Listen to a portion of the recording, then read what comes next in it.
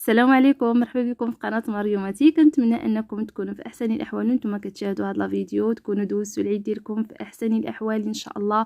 اليوم ان شاء الله غنشارك معكم طريقتي في تحضير القديد، اي اللحم المجفف اللي كيجي رائع جدا صراحه. بالنسبه لي يعني لهذا القديد معروف عندنا هنا في المغرب، كتختلف طريقته من منطقه لاخرى يعني على حسب المدينه. كل سيده كيفاش الطريقه ديالها كيفاش كتحضروا، اللي كيجي صراحه رائع، كيجي زوين بزاف. ممكن هكا ديروا هكا في السكسو، في العدس، في اللوبيا، يعني كيدار هكا في الطويجين مع الخضره كيجي زوين. ممكن ديروه في الرز، في الشعريه، يعني كيجي واعر واعر، كيجي يعني شي واحد المذاق ديالو رائع. كنتمنى ان الطريقه ديالي انها تنال الاعجاب ديالكم. بالنسبه لهذا اللحم، انا عندي هنا الضلوع مقرضين، لان الجزار هو اللي قرضهم، يعني ماشي انا اللي قرضتهم، كنت غنقرضهم انا، كنت غنشارك معكم الطريقه. مهم هنا بالنسبه للحم خصو ضروري يكون طويل، وانا كنفضل انه يدار هكا في الضلوعه كيجي زوين بزاف. المهم هنا غادي نوريكم. كاين حتى واحد، عندي واحد جوج واحد جوج قطع ديال هكا اللحم، هي وحده غادي نقطع معكم على شكل طولي. لقيت هاد القطعه ما بين اللحم هكا في واحد البانيو. مهم بالنسبه للحم ضروري يكون طويل، يعني تقطع شعر، يعني يكون طويل، ما يكونش غليظ هكا، يعني باش ديك الملحه وديك العطريه اللي غادي نديروا له باش انه يوصل لجميع الاطراف، يعني باش اللحم ديالكم ما يخناش وما يكونش فيه الدود. وما انا نوريكم بطريقه سهله وكيفاش انكم ديروا ليه، خصوصا المبتدئات، يعني السيدات اللي غيصاوبوا الجديد لاول مره. كنتمنى ان يعني تبعوا طريقه، يعني صراحه كيجي زوين. انا هذه هي الطريقه المعتمده عندي، يعني في كل عام كندير هاد الجديد.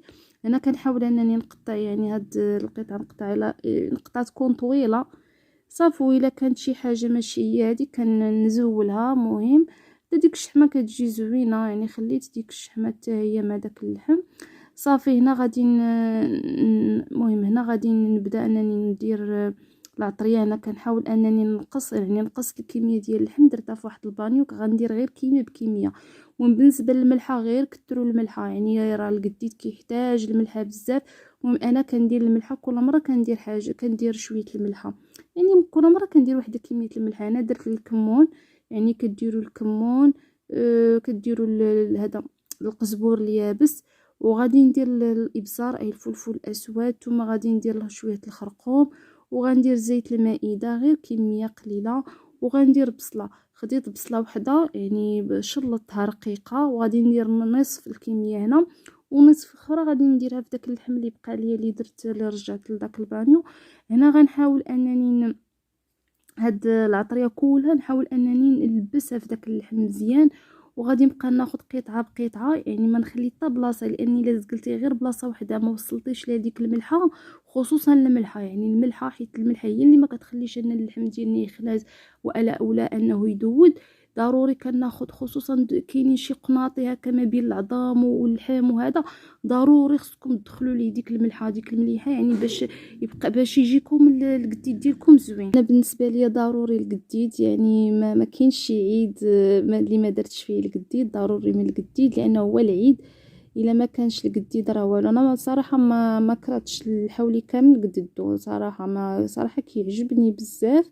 وممكن ديري في، يعني هو كيعطي مذاق زوين في اي حاجه كطيبيها، كيعطي مذاق زوين.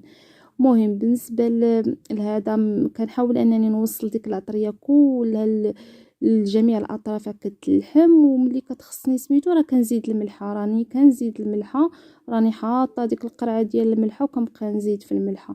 المهم هنا صافي من بعد ما وصلت ديك العطريه وسميتو كاع الاطراف ديال داك اللحم، هنا غادي نعاود ناخذ ديك الكميه الاخرى اللي بقات لي ديال اللحم، حتى هي نفس الشيء، يعني حتى هي نفس العطريه.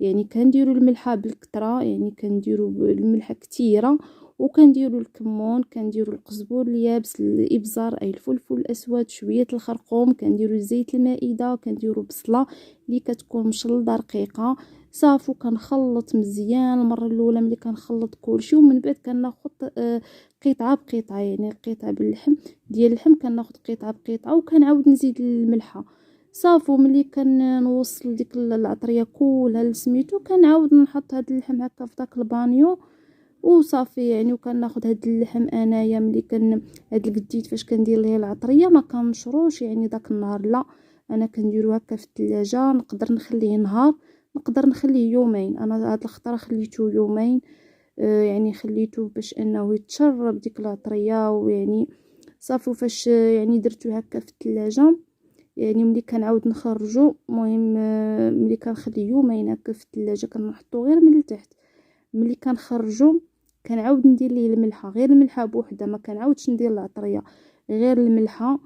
صافي ملي كنعاود ندير ديك الملحه صافي، وكنمشي كنلصح وكنشرو هكا صافي. ملي كتكون الشميشه قاصحه راه دغيا كيكرم، تقريبا يومين غيكرم ليكم. ما كانت الشميشه راه غادي ياخذ لكم الوقت 4 ايام 5 ايام على حسب الجو.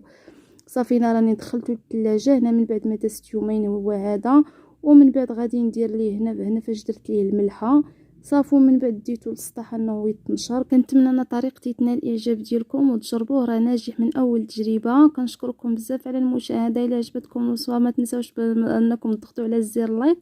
والسلام عليكم ورحمه الله تعالى وبركاته، الى وصفه قادمه ان شاء الله.